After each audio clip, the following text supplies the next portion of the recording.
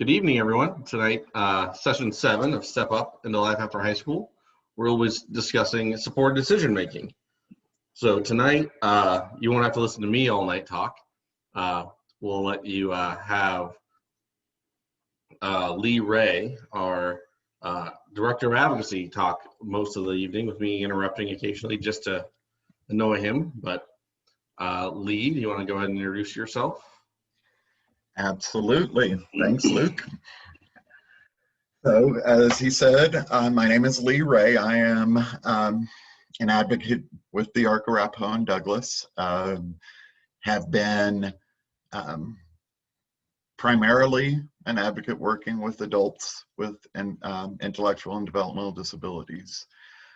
And I'm your host. And as Luke said, he'll be interrupting me and hopefully not annoying us too much. So this is session 7, supported decision making, which is, in other words, if you will, ways that we can support loved ones with intellectual and developmental disabilities in making decisions, and ways to have that role, that support role, recognized by systems and others. On the screen now, some of my background, some information about me and my experience. One of the things about my career is I started off in one of the most restrictive kind of settings that basically an institution that was still in existence in Texas, and my career very much moved towards person-centered and person-directed kinds of services, step by step. And so I want to start with this quote from the Olmsted decision back in 1928. I like it a lot for this discussion because it kind of sets the tone of one of the most important things I want to get across in talking about supported decision making. I think there's a tendency, and we as advocates and family members and caregivers, we need to make sure that we're not those men of zeal that he was talking about at that time, that we don't, because we're thinking it's what's best for our loved one, or with well-meaning, end up ignoring or encroaching on their rights to make their own decisions. So I like that as an old reminder that this is a lesson we still need to learn. I'll start off with some disclaimers. This first slide is kind of the legal ones. I'm not a lawyer. We are not lawyers. We do have experience working with in the system, working with supported decision making, and we're trying to share that experience and that knowledge with you guys. There are going to be specific situations that we'll say, you probably need to seek legal counsel on that, or that's maybe beyond the pale of my experience or whatever. So first series of disclaimers. The second one is more about the function and the limits of this presentation. It's such a wide variety of individuals that I support, that you guys are connected with, and as parents or family members or friends or whatever. The level of need and the level of participation varies so much. So some of what I'm going to talk about may feel like it doesn't apply to your situation or to your family member, but it may apply to somebody else, and it may apply for you in the future. I encourage you guys to use chat box to ask questions. We blocked off some time, hopefully at the end of this, that we can jump in and do that question and answer. Something pressing absolutely feel free to chime in the middle.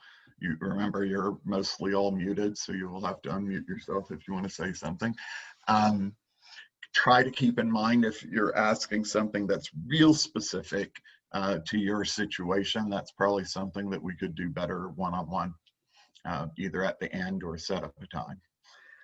And then the third disclaimer is kind of where I'm coming from. As an advocate, I work for the people that I advocate for.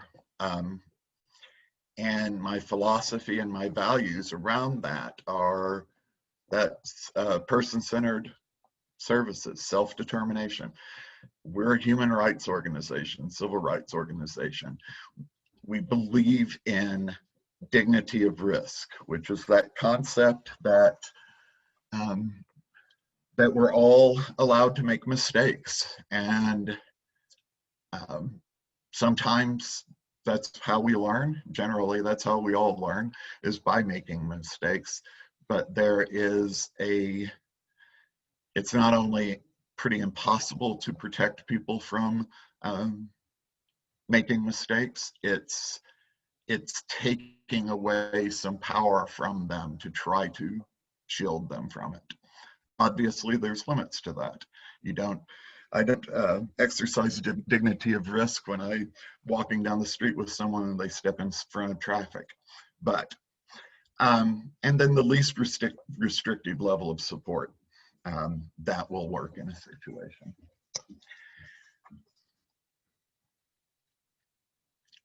So, and we'll share, just saw a chat about contact information, and we'll share that at the end.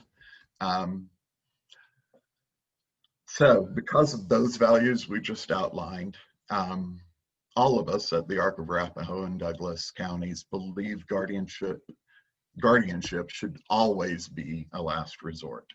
So part of the focus of all of this is going to be on what things might work prior to pursuing guardianship or instead of pursuing guardianship. What kinds of supported decision making and what kind of roles you can fill as a supported decision maker, supporting your loved one in making decisions that are going to be recognized and will give you a voice in the situation, but not take away their voice, which ultimately is what guardianship can do. Thus, it's a last resort. I will say, and we'll talk about this more in session 2, where we focus more on guardianship. I act as guardian. That first slide mentions I act in my role as an advocate. I act as guardian for some of the folks that the Arc of Arapahoe and Douglas counties has guardianship over. Those are situations where we deemed it was, even though it was last resort, it was a necessary thing. So I'm not saying it's never necessary, but I am saying you want to look at all other possibilities first. So now another quote. Oh, I'm sorry. This is our focus for this evening. We're going to talk about what supported decision making is, and then we're going to talk about some of the tools that you can use to support decisions around medical decisions, financial decisions, and residential placement kind of decisions, service decisions, all of those sorts of things. And we'll spend a time on power of attorney because it's a very flexible relationship that can work in all of these arenas. So then here's my next quote. And I think it's striking, it hits hard. The typical ward or an individual who is subject to guardianship has fewer rights than a typical convicted felon. By appointing a guardian, the court entrusts to someone else the power to choose where they will live, what medical treatment they will get, and in rare cases, when they will die. It is, in one short sentence, the most punitive civil penalty that can be levied against an American citizen. We don't think of guardianship that way. None of us enter conversations about becoming a guardian of our of a loved one with the thought that I want to strip all their rights. But as Chairman Pepper noted, it does in effect, the way the law is written, take away more rights than any other action that can be taken civilly or by our government.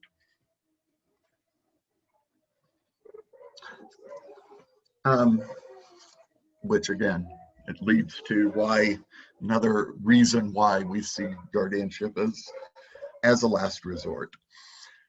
So, supported decision making. What is it? At its core, it's something we all use. If you're being,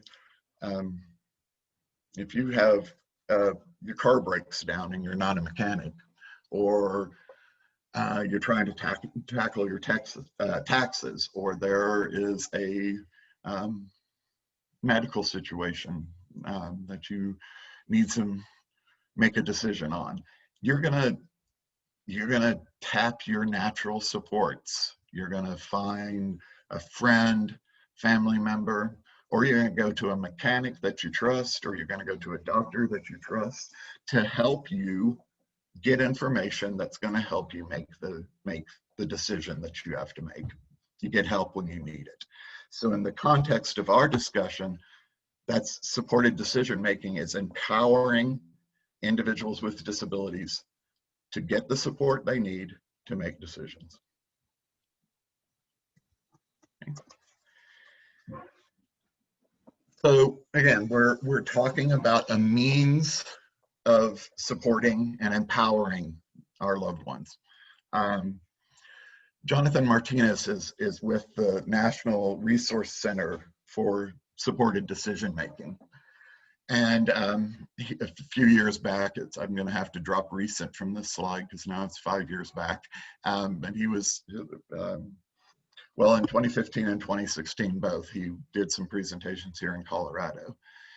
And he described the way we're talking about supported decision making.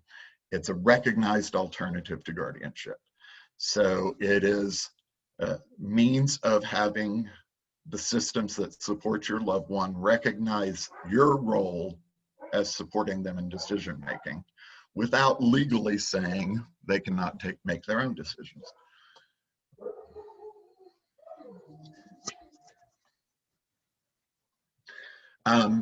Another slide of information from Mr. Martinez. He presented these these are summaries of some papers that he presented information from. Again, something we don't typically think about in guardianship, the impact that it can have on the individual themselves being subject to guardianship. I want to tell you, I'll try to keep it short, but I want to tell you an example of this. Several years ago, a woman who was about 23 at the time reached out to me after talking with her therapist, and her therapist came up with the idea. So she reached out to me. Her parents had become her guardian about 3 years prior to that. And they did so with the best intentions. They did so because although she is really smart and presents really well and has a ton of skills, she has real problems with executive functioning. She has real problems with anticipating the results of her own actions. And so she was in a pretty abusive relationship at the time, and that was a major motivator for them. But money was as well. She was inheriting some money and wanting to make sure she didn't fritter it away, etc. So they pursued guardianship. 3 years later, when she reached out to me, she was obsessed with the idea that they were her guardians and that they could make legal decisions for her. She was showing all the classic signs of depression. She was saying, luckily she was out of that abusive relationship by that time. So on the one hand, their actions in the role of guardian helped facilitate how she got out of that relationship. They could have done it without guardianship and supported decision making. But anyway, she was becoming depressed. She was saying, I'm not going to meet people. I'm not going to hold a job. I'm not going to have a relationship until they're no longer my guardian. And she was very articulate about that. But those are the kinds of feelings that can be inspired by this court decision that says somebody else is going to make your decisions for you. So then the question becomes, how do you decide if guardianship is the right direction to move in, or if there are lesser impactful, lesser difficult processes that can be put in place to support those decision makings. I find a way to start on deciding what's necessary is to kind of think about the things that you're worried about for them. What kinds of decisions are you worried they are going to have trouble making, or possibly make really bad decisions on? And just for convenience sake, I had broken out these three categories. Finances obviously impact people a lot. Medical decisions are very complicated and folks tend to need help with. Services and supports, what supports you want from the system out there, where you want to live, all of those sorts of things. So we're going to talk about sort of alternatives in those categories. And this is a kind of an outline, quick outline of the ones that are the most glaring or most obvious alternatives to guardianship within those decisions. We'll come back to this and we'll talk about several of these in detail. But one thing I would point out is that in one form or another, power of attorney is in all of these categories. There's medical durable for the medical decisions, and a financial power of attorney. There's a general power of attorney. And that's because it is a very flexible tool. So I'm going to start really, instead of repeating all of the details about power of attorney in each of the three categories, I'm going to start talking about that in a more general sense.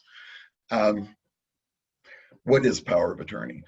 You may be familiar with it through all sorts of situations. We use it on when we're selling a house sometimes, or if we're traveling and we need to leave some decision making in the hands of someone local, or whatever. There's a lot of different ways it can be used. It's very flexible.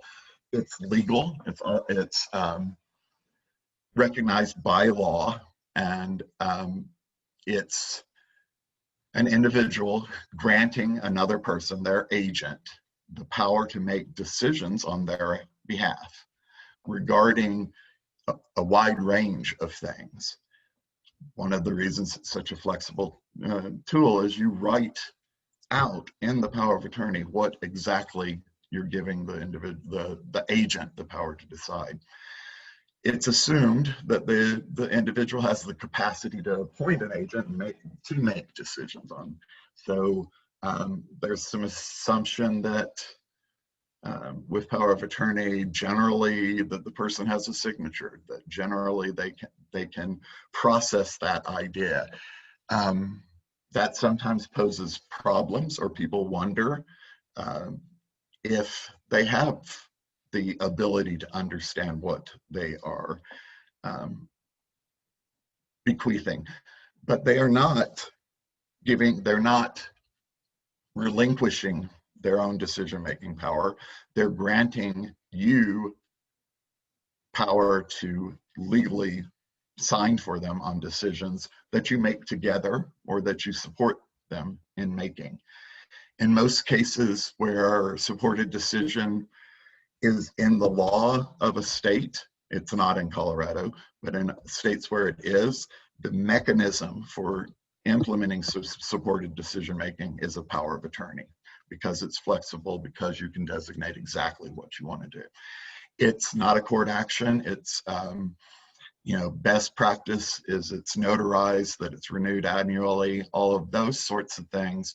But it, as it says, can be limited in any way the person decides. The agent takes on certain responsibilities, acting in the person's best interest, to act in good faith, to not overstep the authority as outlined in the power of attorney, and to communicate with other people involved in the person's life. Limitations, communication with everyone else is sort of a limitation as well as a responsibility.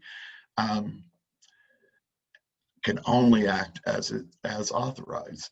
And maybe the key one, power of attorney, any kind of power of attorney can be revoked by the person at any time. So a power of attorney may not be the best solution when this is going to get mad at me and say, no, I don't want to do power of attorney anymore, and revoke it next week, and then want to start it back up the following week. So there are places where it is limited, but it doesn't take any power away from the individual, but gives power to the person supporting them in making decisions. So writing a power of attorney, that we put on some examples, a website with some examples of how to write it. We've got some examples at the office as well.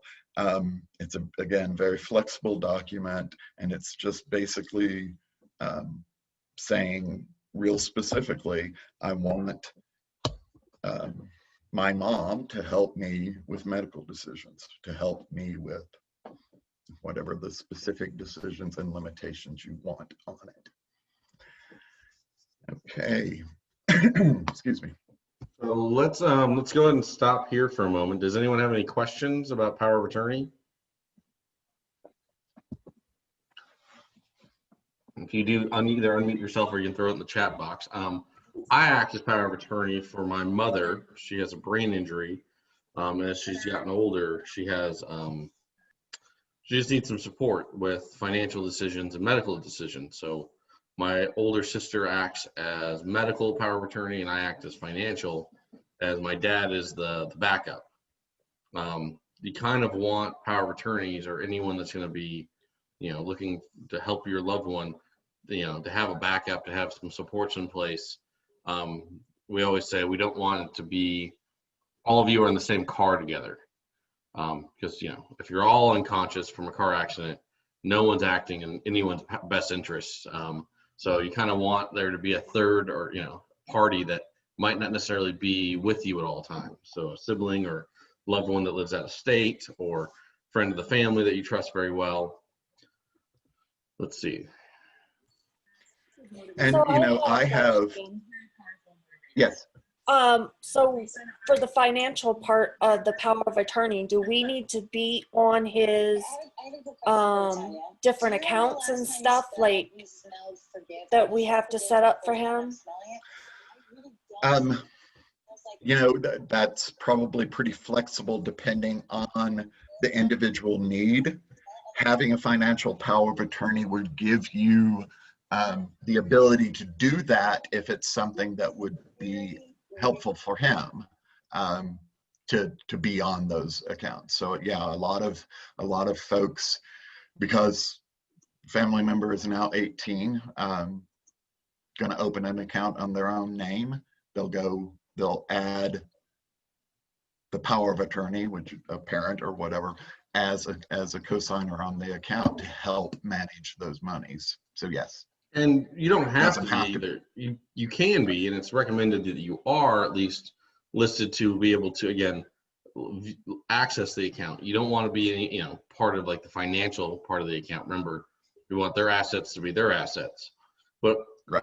as power of attorney, you have the power to go into their bank at any time with that document and say, hey, I need to look at their account.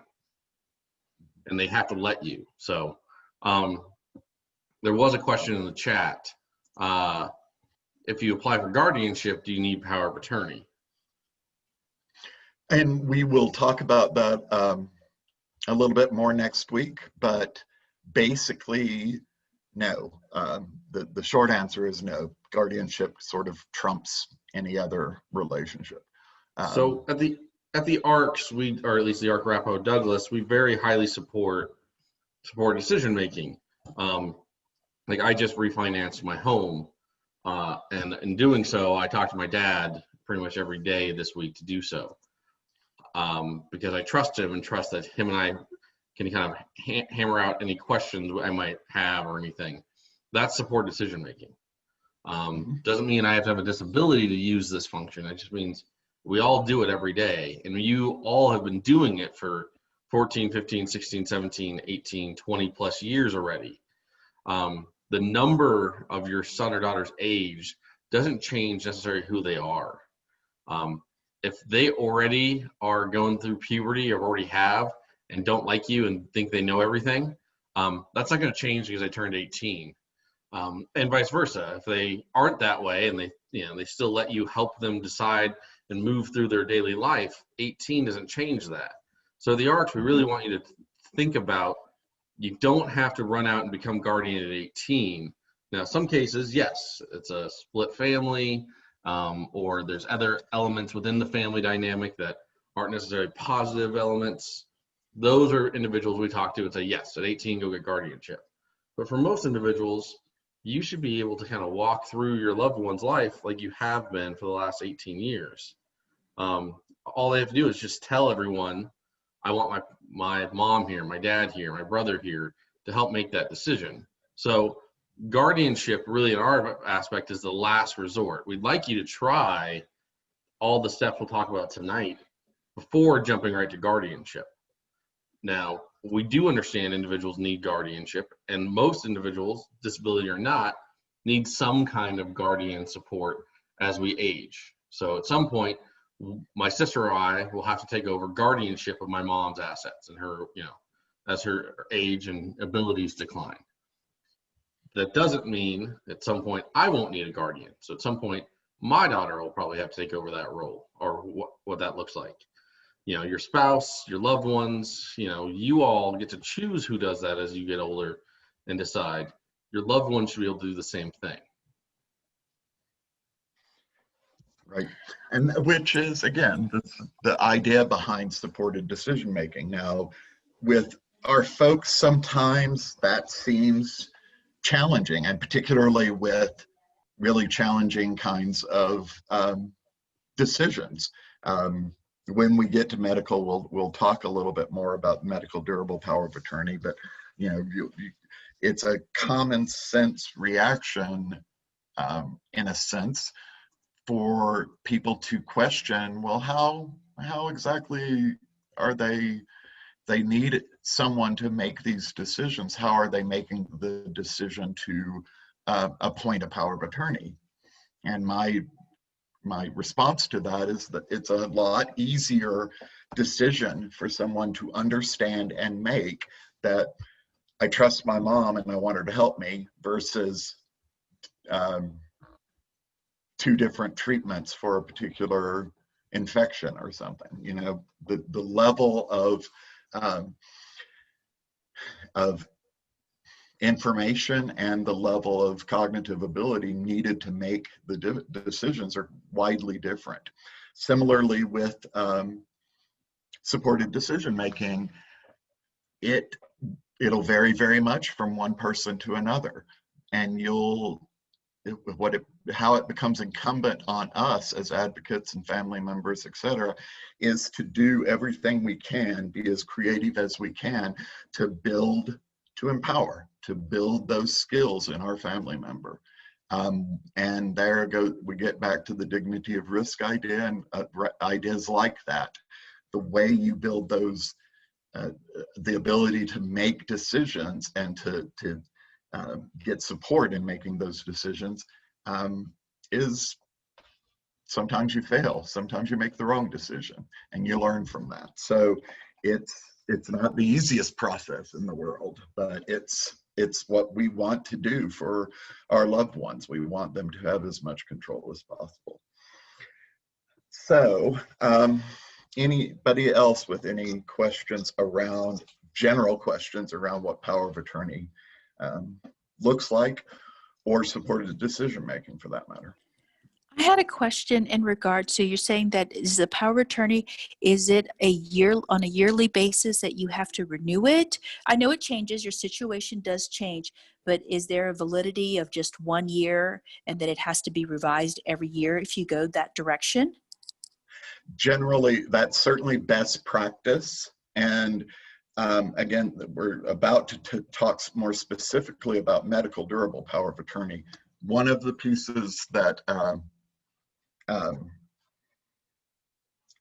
that changes that is the word durable in there. So if a power of attorney is durable, that means that it's ongoing regardless of the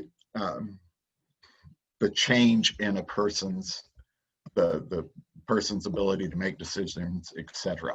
So you do that generally with a medical power of attorney with the idea that something medically could happen, and if this expires after a year and Joe's in a coma, what do you do?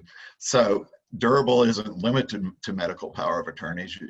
Any power of attorney can be made that way, but in general, it's best to renew it on any power of attorney, even medical durable ones, on a yearly basis, as long as there has not been a change in the individual's ability to say, I want my dad to help me, I want my mom to help me.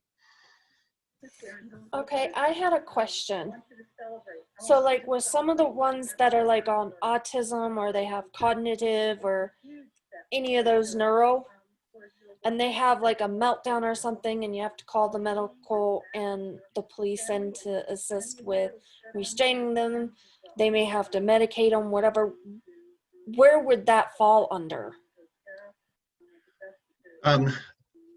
If you have particularly if you have a medical power of attorney, the medical providers are going to have to listen to your input on that.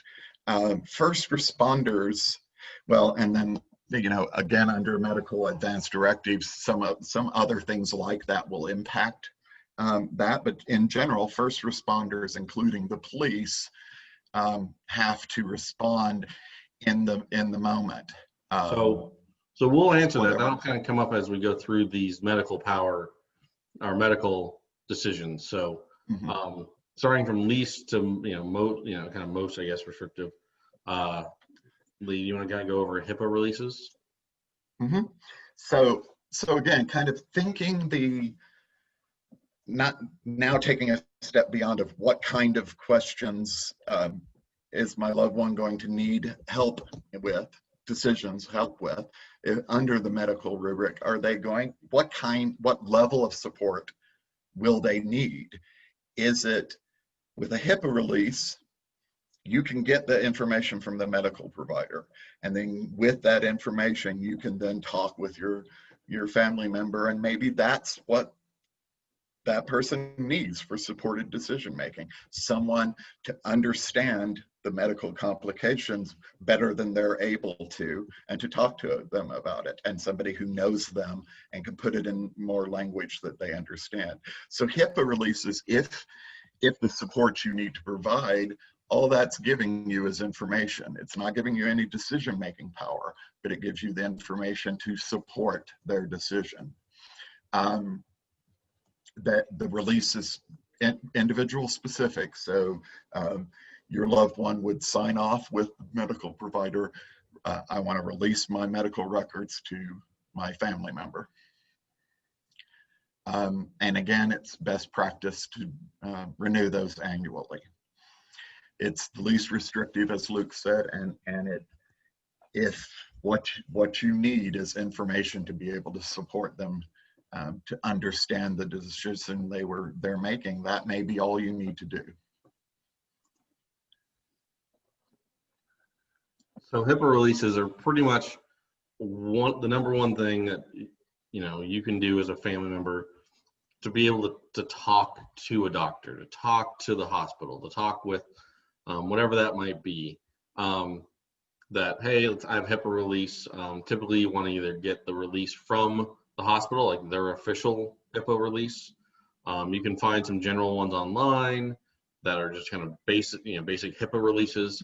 Some agencies or entities will listen to them or not. Us at the ARC, a basic HIPAA release, if it's signed by the individual and we know the individual can make that decision, we're good to go. So HIPAA releases are pretty much an easy way to get the information. It doesn't mean you're necessarily in the room or always part of the decision making. When it comes to a medical decision, you're just being able to get the information of what's going on, what meds they might need. The next level.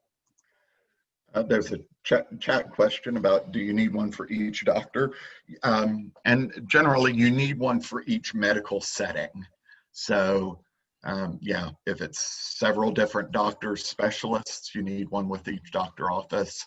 Generally, you only need one with the hospital they're in to talk with all of the doctors and the providers there. So if you're at Children's, you only need one for Children's.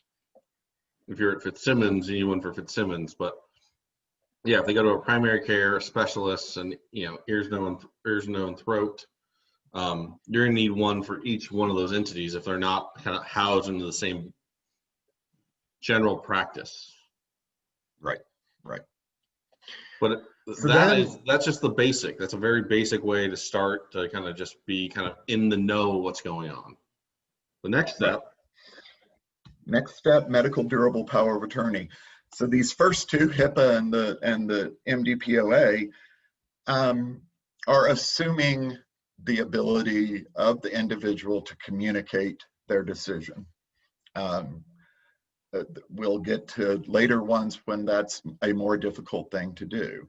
And again, as I said a little bit earlier, the decision that I want my mom to help me make medical decisions is a lot easier of a decision than which treatment I want to have.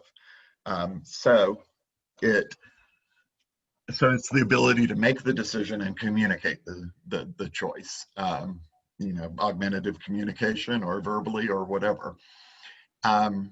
Just like any power of attorney, the individual is naming an agent that can make the medical decision, and generally MDPOAs typically have backup agents. If we can't reach number one, who's number two and who's number three? The ones that are sort of a provided format that you fill in the blanks on, all will have multiple agents on there. Good idea, again, because these typically would come into most play during emergencies. There's space on there for the individual to communicate their desire for care. If there's limits to what they want done in extreme situations, they can do that. They can put that in there, similar to any kind of advance directive. And the agent has to abide by any of those decisions. Those don't have to be filled in. If the individual can't really get into those kinds of details and understand all of the things that might go into that decision, they wouldn't have to be. There's a question in the chat about can both parents be named as primary durable power of attorney? It's not it's only primary and secondary in the sense of who they'll reach out to. If they can't get a hold of primary, they'll call secondary next. So in that sense, it's not a question of who's got the say in the decision. Whoever they get hold of first is going to be who they ask about. So the answer is no. You do have to list out a primary and a secondary. It's kind of like calling shotgun in a car. First one to be there is going to be the first one to make a decision. So it doesn't mean that that person gets to ride in the front seat forever. It just means, hey, they're just the first name listed. So for my mom, the example, I'm her backup. I think I'm the second for medical, and my sister's the primary. So I've taken my mom to doctor's appointments and helped understand what's going on. And they listen to me as much as they'll listen to my sister. And even if my sister's there, they're going to listen to both of us because we're both listed on the power of attorney. Right. So the primary, secondary really is just about who they reach out to first, in a sense. If you're listed on there as an agent, you're able to attend, appointments. You're able to give your input. And obviously, it doesn't keep everyone from discussing the nice thing about power of attorney doesn't medical overall. When we get to financial here in a moment, they can be written very specifically to your loved one's needs. If they have, like, say they have diabetes, it can be written that, they can manage their own, diabetes, their own whatever steps they can handle on their own. But during an emergency or diabetic shock or whatever, that you step in and are the one making decisions for them. It could be listed very easily when financial is an easier one to explain than medical, but, they can make their own decision if they want to, I don't know, get their tonsils out or not. That's a decision they can make, depending on their abilities. They can't necessarily make that decision if they want, to start going through chemotherapy. They might not understand that level of what this means per se. So you can have it written to be very specific of, I will take care of these things, but not these, or very general of, we are there to kind of be part of us all the time. So it can be written and it can be changed, again, freely. It's a free thing. You're not paying someone to do so. And you and your loved one can change it at any time. So if their abilities go up or down as they get older, you can adjust their power of attorney, your power of attorney, of what you help them decide. And there's also, I didn't include this on the slide because there's always a limit to how much you can throw in, but this comes up most often in the medical field. There's a term called leaping, where a power of attorney is written in such a way that it goes into effect upon an event. So, for example, my wife is my power of attorney if something happens medically and I am incapacitated to the point where I can't make my own decisions. What, in general, for the purposes we're talking about, you don't want it that way. You want it to say, and there's literally a place on every format I've ever seen. You want to say when this goes in effect. And so in our case, you probably want to say goes in effect with the signature, the date of the signature. But that's another way that it can be adjusted. It, again, a power of attorney doesn't take away the individual's right to make a decision. So like Luke was saying, they can decide, yeah, I want to have my tooth filled at the dentist, but you can help them and you can be the voice for the chemotherapy decision. The more complicated the thing is, the more. And then there was also a chat question about picking up prescriptions. In most cases, if it's not a controlled substance or a psychotropic med, and you're in the same household, you're never going to have to show anything to pick up that prescription. It is a good thing to have in case you're not in the same household, you don't have the same address, because you drive up to Walgreens and they ask you to confirm the address. But if there's differences like that, you may want to consider having a power of attorney that says specifically picking up my medications, ordering and picking up my medications, something like that.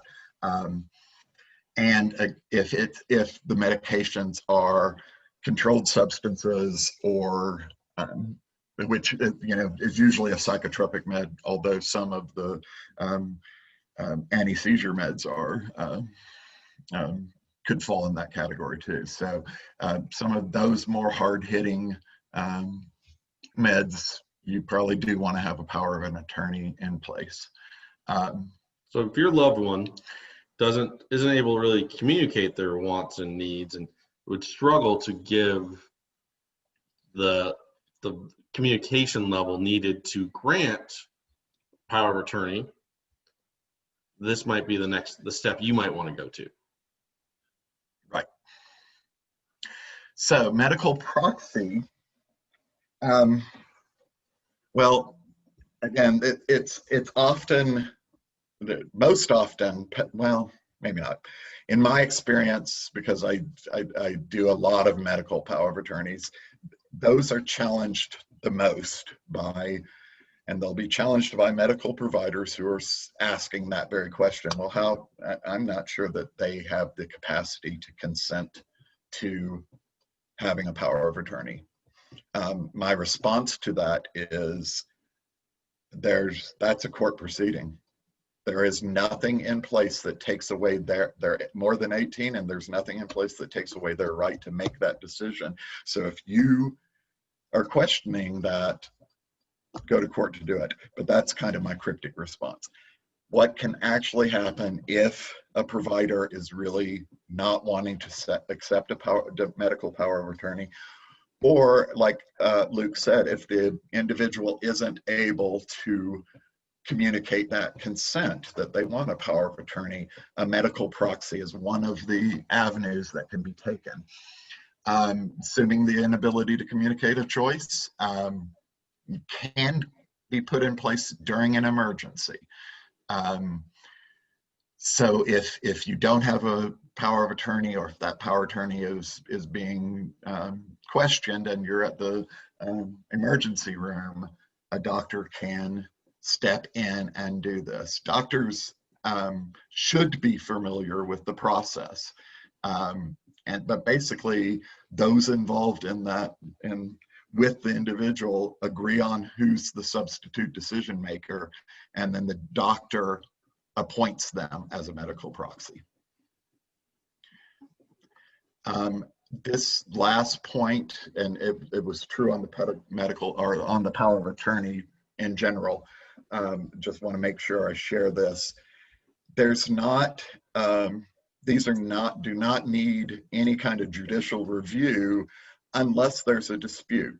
So power of attorney, because it's so easy and so flexible, unfortunately, you can get contradictory ones implemented in some circumstances, where the individual has said, yes, I want you to make my medical decisions, and then a week later in a conversation with someone else says, yes, I want you to. And then there may be a dispute between the two parties. That can only be settled through court action. So, okay. Go ahead. So, this last part of the medical one isn't necessarily something you might step in to do, but it's something you and your loved one might have a conversation about what works best. Right. So there's multiple ways to document what an individual wants for medical treatment down the road if something happens, and those are called advanced directives. There's the DNR we're all pretty familiar with. That is in some ways the most it's the most concrete and the simplest, but obviously is only something that you want to put in place if there's a significant either terminal or close enough to being terminal and likely to cause a lot of suffering. Because do not resuscitate You know, you could have a cardiac arrest or a respiratory arrest and be brought back from that with no negative consequences very easily if you're a healthy person. So you don't want to, that's one to use in a situation where health is very compromised. Living will, the most form, 5 wishes, those are different ways of saying, if and when I'm at the point where the only way to keep me alive is to put me on a ventilator, I don't want to do that. If and when, so those are more of those kind of planning these more extreme interventions. I don't want to have, I don't want that happen. I don't want a feeding tube if doctors determine that I can no longer eat, because I enjoy eating. I don't want to do it that way. And So those are, again, like Luke said, these are ways of communicating those conversations that you may have over time with your loved one of, well, what circumstances would you want to say enough's enough? and you know your loved ones best. So the idea of having them scoped or having them have a feeding tube, if that's just going to be something that they're just not going to, not necessarily tolerate's not the right word, just tolerating it so Right. that they survive is one thing, but something that is just going to dramatically change their quality of life, that's when you're having those discussions with your loved one. Again, this works when it is you're going into the hospital, there's some issues going on. If it's a life and death car accident per se, the doctors and the EMTs are going to do the 5 things that by law they're allowed to do to save your life. It's to clear the airway, stop the bleeding, start administering fluids if that's IVs or drugs to keep you alive, tube you if it is to clear the airway. There's essentially 5 things that any EMT or emergency room doctor by law can do to save someone's life. It's when you show up at the ER, it's when you hand over one of these advanced directives to say, okay, we know you already did X, Y, and Z. We don't want them, with a feeding tube. We want, depending on that level of what their advices are. This also comes into play with, if you are a medical power of attorney or med proxy, you have this also as, here's their decision, plus I'm here to help make that medical decision. So for those of you, again, this is something we all should have, something of what your wishes are and what your loved one's wishes are. So having that conversation, and it might sound weird to have that conversation with a 15, 16, 18-year-old, but you never know with how this world works out. So we bring it up here that it's part of this planning. Remember that the whole part of this is planning so you can continue to move forward with their lives, what's best for them. Right. And like most of these kinds of conversations, it's probably more than one conversation. So you can develop that over time. And then to build off of what Luke said as well, those directives can be executed by someone who has a power of attorney for the individual, or guardianship for that matter. So you may need to, because as Luke said, often these things are put in place when a medical situation has become very acute. And so there have been situations where I've had a medical durable power of attorney and put a most form in place indicating, to the best of my knowledge, what they would want, and me as their power of attorney, what I would want are these limitations. So let's pause here for a moment. So any questions? Pardon me? That's exactly where I was going. Any Sorry. questions on medical? Okay. Feel free to unmute yourself or throw it in the chat box. Yep. And we'll step on to financial. Again, power of attorney. Very flexible document. You can give financial power of attorney on one particular purchase. It can be used in that much detail. In general, you're going to use a general power of attorney format to indicate financial decisions and or the support services decisions, those sorts of things. There's not the typical easy mass-produced format like there is for the MDPOA. Now we're going kind of backwards to the way we set up the other ones. Conservatorship is in some ways the most restrictive way to help somebody with money. Generally, it doesn't make a whole lot of sense to do a conservatorship unless the person has more assets than they need for kind of their daily needs. You know, if there were a big inheritance that couldn't be handled efficiently in a trust or something like that, you may consider conservatorship. If there's multiple assets, you may need to consider it. In a few cases, you may need to use it if there's multiple situations where the individual has gotten into debt or made bad spending decisions, those sorts of things.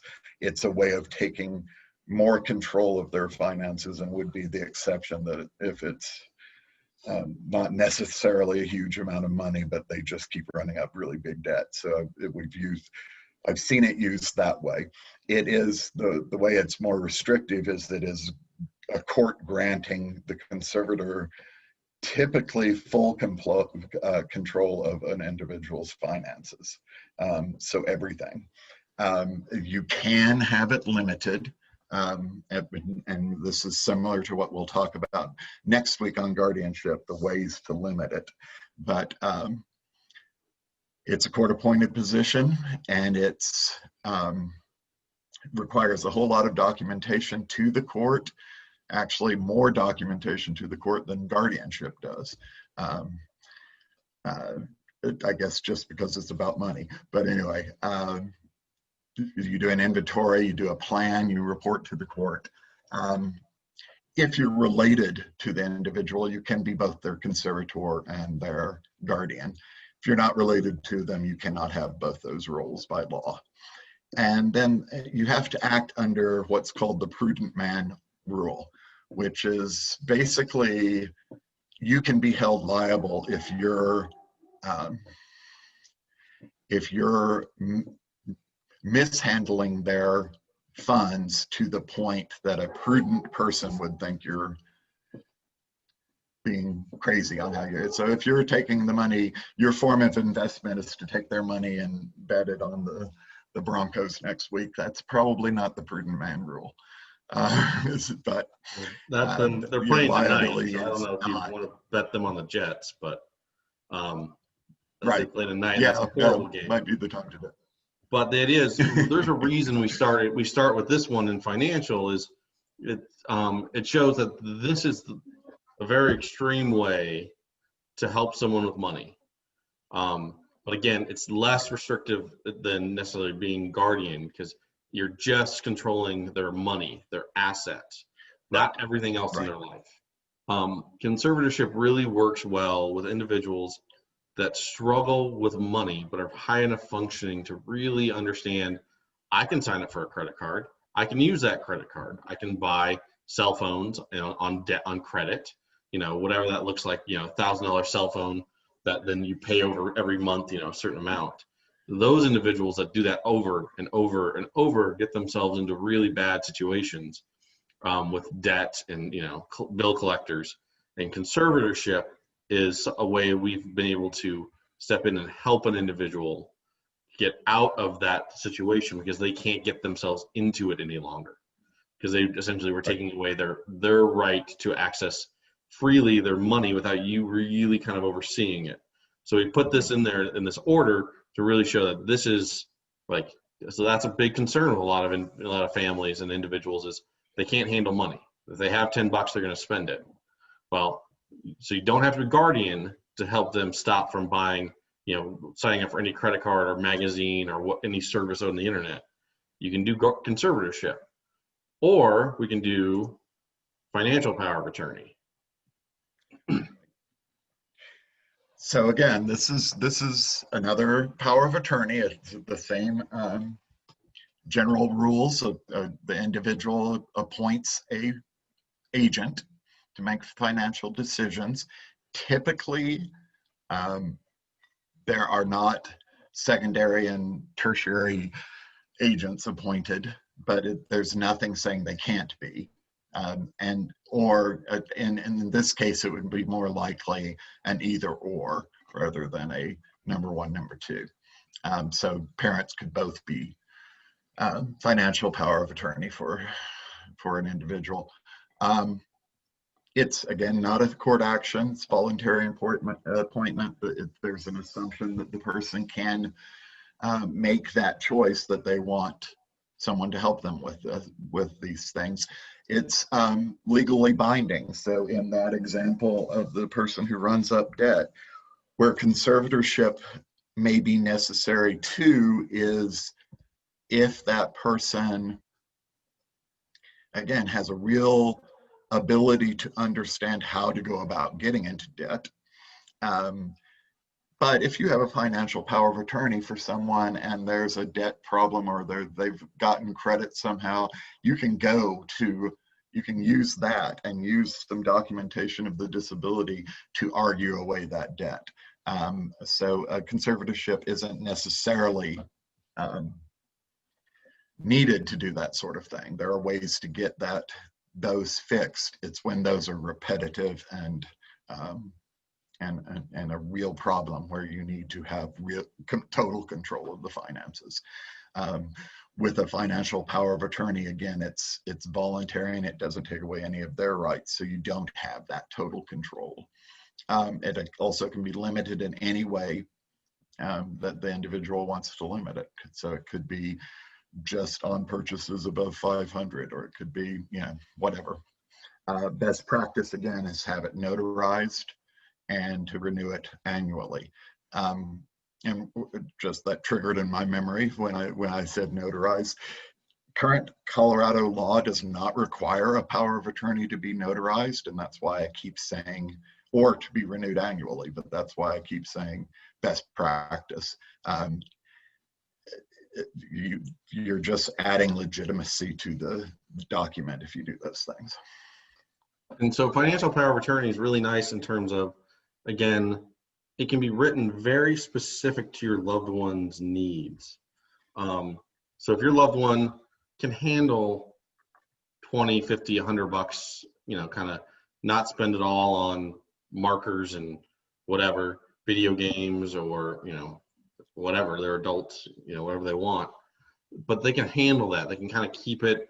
They understand they're using it for when they're going out to the movies, they're paying for lunch with it while they're working, whatever that might be.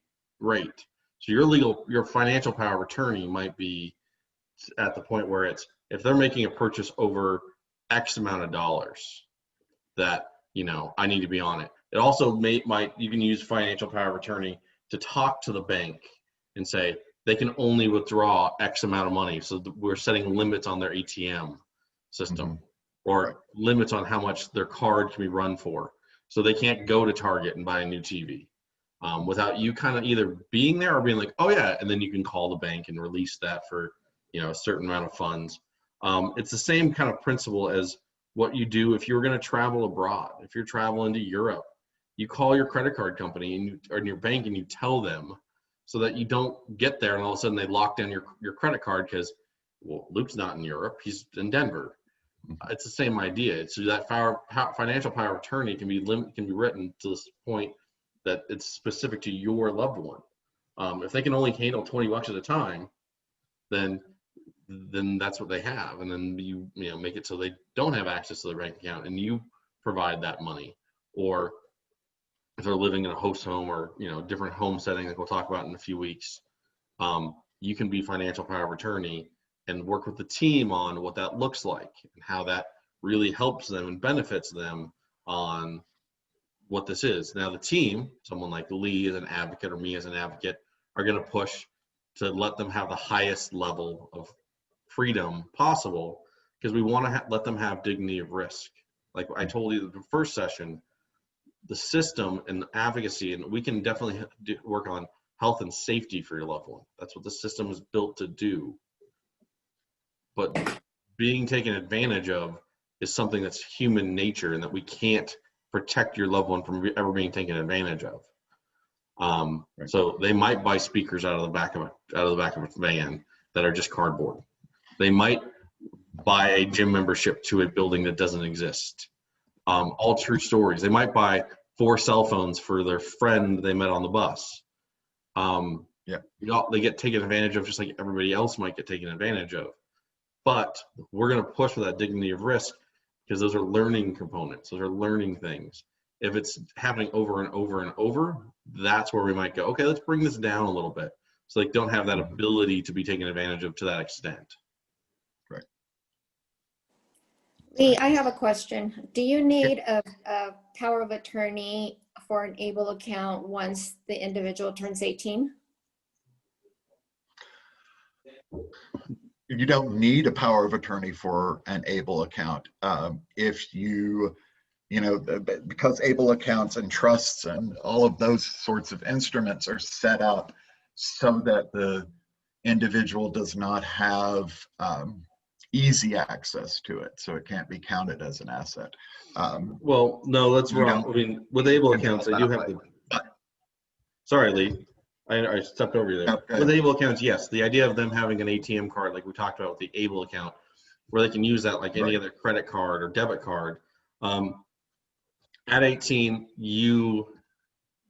if they're there with you, like if you're on the phone with ABLE and you're setting up the electronic of how much they can pull out, and your loved one agrees, like, yeah, I'm good with only being able to pull out $60 at a time. You don't need a financial power of attorney for that, because they're agreeing, and that's supported decision making. You're talking to them through the decision process of, you don't do well when you have more than $60. Can we limit that of how much you can get out any day? Sure. Mm-hmm. Excuse me. That is a conversation you can have without having financial power of attorney. If your loved one is a little more of a teenager than like every other teenager, and mom and dad don't know anything, and they're, how do you know, like every teenager does, the financial power of attorney that they agree to when they're in a good mood might be a way that you can then help set some of those limits that they might be a little more combative around because they're a teenager. But yeah, once they turn 18, whatever they want to do as an adult, they can kind of do. And so really it's having those conversations with them around what that looks like. And if they can't either make those decisions because of their abilities, or they struggle with making them in the moment, is where you might want to step into one of those other options we've talked about. Right.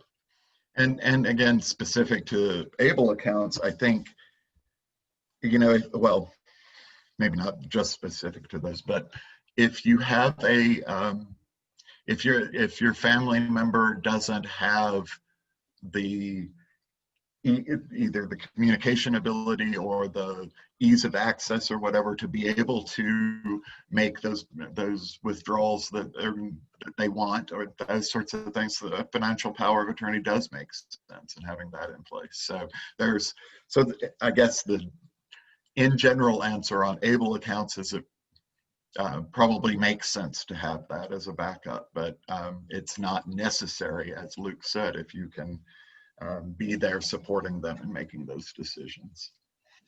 We're towards the end here. The other category that's kind of a lumped together category was supports and service decisions. So this may be most appropriate when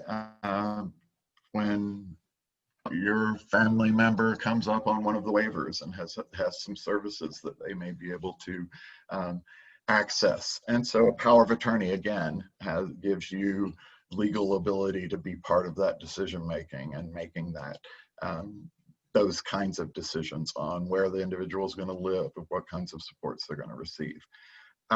That may not be necessary on those kinds of decisions. There is within the IDD support system a a recognized position called an authorized representative.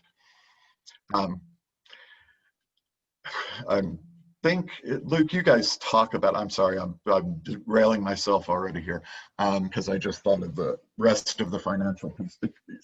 We talk about rep payee and trusts and everything in other Yes. presentations, right? So we talked don't about really need to trust. talk We don't about talk about rep payee until this one. We talk about rep payee. Then let me. No, we talk about rep payee in SSI. Yes. In the benefits one. Okay, good.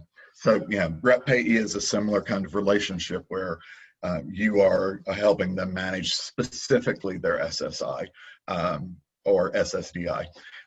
Authorized representative is sort of like rep payee in the sense it's only recognized by one system. Rep payee doesn't mean anything with the money that they make from a job, for example. Authorized representative is going to be meaningless if you go into a doctor's office or a hospital. But in the DD system, IDD system, authorized representative is defined in the law and in the rules and regs as somebody that the individual designates as being, or the individual's guardian or their general power of attorney can designate as being part of their support team and part of their supported decision making. It can be pretty much anybody, friend, family, advocate, lawyer, etc. The definition and what an authorized rep is defined in most of the agreements that the individual would serve. So you generally would sign off that I understand what this means, and I'm granting this to Joe so that they can get this information, be invited to my meetings, those sorts of things. Only people who can legally give the consent can make the appoint an authorized representative. The term is somewhat misleading because it somewhat implies a decision-making power. An authorized representative in the IDD system does not have the authority to make decisions for the individual. It's just a way to recognize that they are part of the team, that they get the information that the individual has said they want to share, and that they are, again, supporting that individual in making decisions. As an advocate, I am in a lot of cases, I am in the IDD system recognized as an authorized representative, as a way to have me be part of that team. So an authorized rep, as a decision maker. an authorized rep makes you part of the team in the disability world, meaning the waivers only. So with the community center boards, the waivers, talking to a case manager, they'll talk to you if you're an authorized rep. Now, most of them will talk to you because your mom and dad, your caregiver. But because the law does say they're adults, there are some limitations to that. So if if you're not guardian and you don't have medical or financial or power of attorney documentation, your son or daughter is able to kind of make decisions, and you guys are doing support decision making at the basic level, helping them out, but there's no formal paperwork in it. This is a document that your case manager at Development Pathways, Rocky Mountain, any CCB in the state of Colorado understands what it is, and it's a 2-page document that says, hey, I want to be invited. I want my mom or dad or whoever I list, it can be the mailman for all they care, to be invited to all my service plan meetings, to get paperwork from you, or to receive just certain paperwork. I don't want them to receive this, that, or the other thing, but I want them to get the service plan every year. So it can be written very specifically, and it's a pretty basic document to fill out. This is a great document also to make brother, sister, anyone over the age of 18 that is going to be that influential circle we talked about in the first class of this whole sessions. They need to know the system. They need to know what you know. if they're going to be the persons or people that will be caring for your loved one when you no longer can. Making them an authorized rep early on so they get copies of service plans, they get copies of meeting notes, so they kind of understand some of the lingo. They understand that there's an annual meeting and it's around this time of year every year. There's a good stepping stone to get them prepped to be maybe the backup for legal, financial or medical power of attorney, or to be a backup for guardian, which we'll talk about next week, or just to be that support person that's going to be there to wear one of those hats when you can't wear them all anymore. So everyone that's part of the team should be considered an authorized rep if you want them to be part of that experience. And one other point on the authorized rep that's on that slide, that's an important one, is they can designate that this person can help me in filing appeals. So you can, it's helpful to have in situations where the communication may not be as easy as, oh, your mom, sure, I'll share some information with you. So if there's some conflict with the services being provided, an authorized rep position gives you some say in that. So I'm going to stop the recording. All right. Because we're going to move on to guardianship next week, but we want to stay on here for some questions and answers real quick. Let me go ahead and